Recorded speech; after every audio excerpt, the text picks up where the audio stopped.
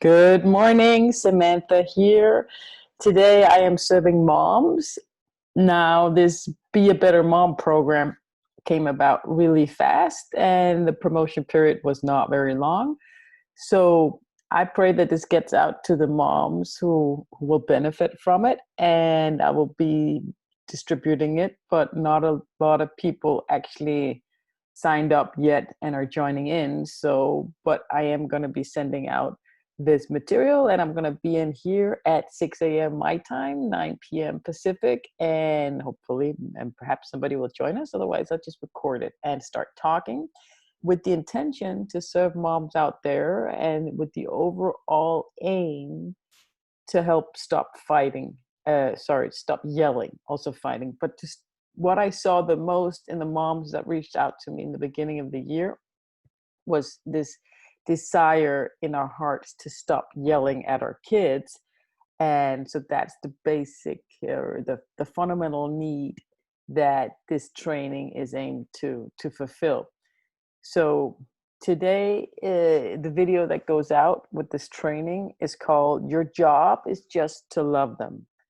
And I thought about this since last night and with the other stuff that I'm doing and these messages that I'm getting, and I'm listening to Marsha Evans, and that's how I'm getting my God and my Bible and my scripture aspect in. It's through her, and it all fits together. So your job is just to love them. So the beauty about remembering this and having that perspective on your day to day with your children and your interaction and your emotions, and when you have that perspective, you take the pressure off. And taking the pressure off is the way to stop yelling and stop fighting and stop, you have this pressure of things that you want to get done. And we'll dive into that in another day about the fear of judgment. But you put pressure on yourself, and the way to relieve it is just to realize your job is just to love them, right? And kids have a whole different aspect of that. It's about diving into the now. So I was just listening to Marsha Evans, and I'm trying to find my notes without looking down. And and it was about stillness. And I love this passage that she said that I'll just read to you, because taking the pressure off and being with your children, forgetting about it, it's not about doing nothing, but it's about realizing that you don't have to do everything. Okay, so you don't have to do everything, and you can forget about trying to do everything. It's not the same as doing nothing. But here's the part I really loved. Stillness is the most tried and true passage to the sea of surrender. I love it when she said that. She was also quoting John 8:9-29. Oh, we have someone in here. Yoo-hoo. Hey, Jewel, welcome to this first lecture of Be a Better Mom. And you can speak if you want to, or just sit and listen. That's up to you. But you can unmute yourself and talk if you have anything. Okay, I think you. Okay.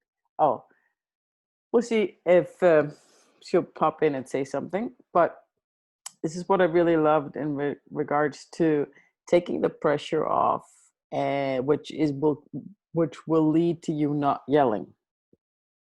And the passage that was written this morning, what I was listening to, was hearing God's voice. The one who sent me is with me. He has not left me alone, for I'll always do what pleases him. I don't know if this helped for you, but I love the part about stillness it's the passage to the sea of surrender. And I find that really, really works. So for example, mess is a big trigger to me when I am like, it could just trigger my anger. And that's when I start yelling and raising my voice. And so I've practiced surrendering to the mess, and I've learned a lot from my dear ex-husband about that. Mess will always trigger me when I'm you know when my pressure is up, or when whatever happens. But I can practice to surrender, right? To surrender to the mess around the house, and just know that I can deal with that at a later point. I do not have to do everything right now. I find that when I try to do everything, I lose contact with them, and that's when it goes wrong. And I see my kids reacting to it as well, because they really just want your stillness. They want you to just be there in the present moment and realize that you do not have to do everything. And that's not the same as doing nothing, but it's about doing the one important thing right now. We don't have that many waking hours with our children. We really don't. So, so remember, your job is just to love them. It's great for entering into the moment with them and for relieving the pressure. And yeah, that's it. That's it for today, actually. Um, I could sit here and talk, but I'd love your input on this is kind of a tactic to stop yelling. And then there's the whole aspect of forgiving yourself and letting go of what's going on underneath everything is our own resentment and anger towards ourselves, and forgiving ourselves that will really release anger at a deeper level. But on the surface level, when you take the pressure off, you already practice stop yelling, because anger is just energy coming out, excess energy, and it's friction, right? And it comes from trying to do too many things at once, and it comes from, I think, knowing deep down that it's wrong, right? We know deep down that we're not in integrity, we're not in connection. It's like a desperate need to just do, and the opposite of that is to accept and surrender. And why do we need to do all these things? Why do we need to be so efficient to get to somewhere where we can find peace, right? We want to clean up, we want to do this so we can get to peace.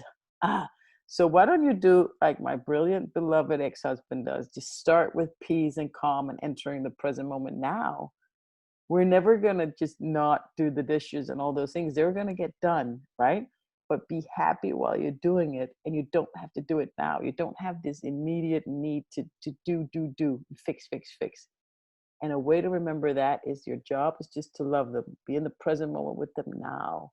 Like literally, we can all die tomorrow, or we have this time that we have right now. So enter into that and let me know how it goes with practicing your job is just to love them, and share with me what comes up around that. It's just a quick coaching in here to make myself available, and you can pop in, you can participate, or you can just listen if you don't want to talk. If you have something you want to get off your chest, I'll turn off the camera and I'll just coach you and support you and give you my love. But stillness is the most tried and true passage to the sea of surrender.